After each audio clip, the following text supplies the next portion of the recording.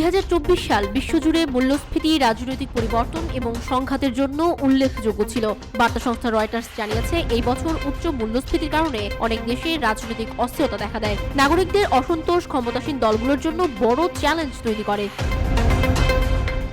যুক্তরাষ্ট্রে ট্রাম্পের পুনরাগমন এবং ডেমোক্রেটিক প্রার্থী কমলা হ্যারিসের পরাজয় ছিল আলোচিত ঘটনা। মূল্যস্ফীতির ক্ষোভে ভোটাররা রিপাবলিকানদের সমর্থন করেন। এছাড়া ব্রিটেন, পর্তুগাল এবং দক্ষিণ কোরিয়া সহ বিভিন্ন দেশে ক্ষমতার পালাবদল ঘটে। তবে রাশিয়ায় ভ্লাদিমির পুতিন ৮৮% ভোটে পুনর্নির্বাচিত হন, যা সোভিয়েত পরবর্তী সময়ের রেকর্ড। ইসরায়েল গাজা যুদ্ধ এবছর বিশ্ববাসীর দৃষ্টি আকর্ষণ করে। লেবানন পর্যন্ত বিস্তৃত এই সংঘাতে ইসরায়েল হিজবুল্লাহকে আঘাত করে। সিরিয়ায় বিদ্রোহীদের চাপের মুখে বাশার আল আসাদ দেশ ছাড়তে বাধ্য হন।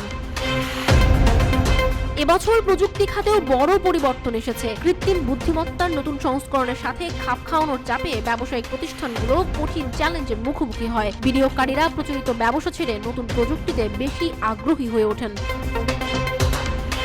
মূল্যস্ফীতি, রাজনৈতিক অস্থিরতা এবং যুদ্ধের মধ্য দিয়ে 2024 সাল বিশ্বে গভীর প্রভাব ফেলেছে। বছর শেষে এসব ঘটনা ভবিষ্যতের পরিস্থিতি কেমন হবে তা নিয়ে উদ্বেগ তৈরি করেছে।